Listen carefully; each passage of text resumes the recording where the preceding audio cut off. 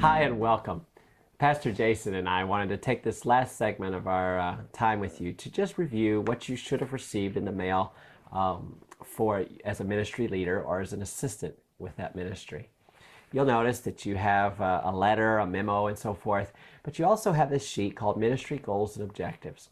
Simply tell us what department you represent, the 2015-2016 term, and then look over the examples that we shared with you regarding the goals and objectives for some different departments. Now again, we're not asking that you necessarily duplicate these, though that you're welcome to if you see the wisdom in that.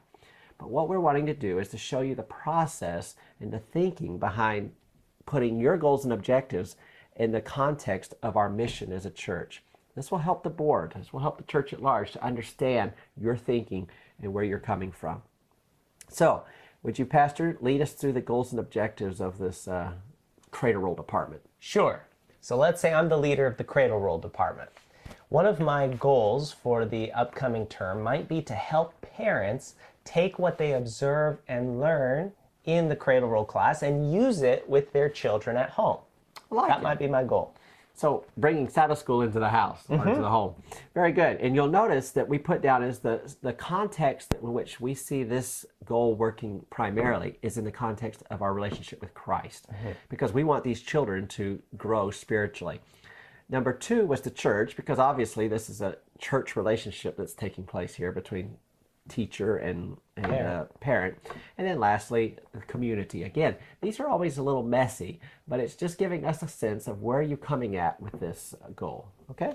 So I have my goal, but now I'm going to list specific objectives that'll help make sure I'm on track toward accomplishing that goal. That's right. My first objective might be to assign an activity to parents each week in the Sabbath school class that they can then use throughout the week with their kids. Good. I like that, making it practical. Okay, so we put down live as number one. In other words, we want Sabbath school to be carried out in the life of the home. And then number two, we put down lead, because we're equipping that parent, we're leading that parent in how to be a disciple maker of their children. That's right. Good. Then our second objective might be to assemble a library of resources that parents can use. So if a parent's in need of some resource to use in doing some Cradle Roll teaching in the home with their kid, they have somewhere they can borrow from. Yes, I mean, I love this idea. I mean, it helps instill the Bible stories, of which we primarily are working with our children at that age. It helps them to instill that in their little hearts at this young and impressionable age. We put down learn as number one, because these resources are used to teach our kids and to help them learn those Bible stories. Number two, again, is lead, because we're equipping the parent to do this. And then you'll notice we put down love and live as number 3 and 4. Let's go to the next objective. Next objective might be to take 4 Sabbaths a year. 4 Sabbaths. 4 Sabbaths a year. And to have the Cradle Roll class meet together and learn from each other, live together, the experience of keeping the Sabbath together. Wonderful. So like an activity on Sabbath afternoon. Yep. Might be going to play in the creek or whatever. But I like this because it helps make what they've learned in Sabbath school practical, and is really a strong mentoring piece here as well. So we put down as number one, live, because this is showing how to live out the Sabbath experience. Number two, we put down as learn, because these children are learning about Jesus and are learning about the nature that he gave them on this activity. Good. Number 4.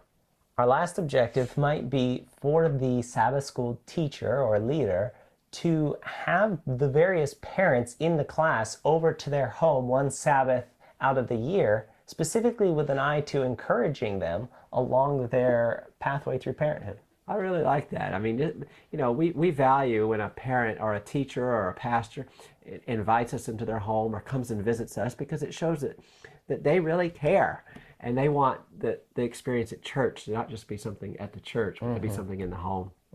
Powerful, powerful objective. Again, number 1 is leading, because we see that this teacher is investing themselves into the life of that parent and saying, hey, it's not just about singing songs at Cradle Roll on Sabbath morning. This is about what can we do to help your children know Jesus better. Wow, powerful. Number 2 was live. Again, we're trying to make sure that the experience of Christ is had in the home, in the life in the stuff of life, as they say.